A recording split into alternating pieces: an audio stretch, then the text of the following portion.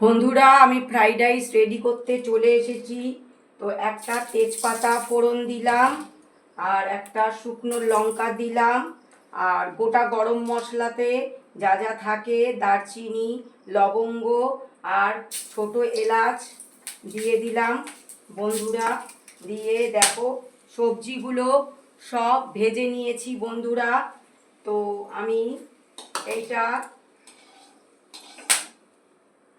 তুলে দেবো, এর মধ্যে ভাতের মধ্যে দিয়ে দেবো। আর এখানে দেখো সোয়াবিন আছে, এই সোয়াবিনগুলো জল থেকে এ করে নিংড়ে দিয়ে দিলাম। দিয়ে বন্ধুরা সবজিগুলো দিয়ে মিক্সড করে নামিয়ে নেবো। তোমরা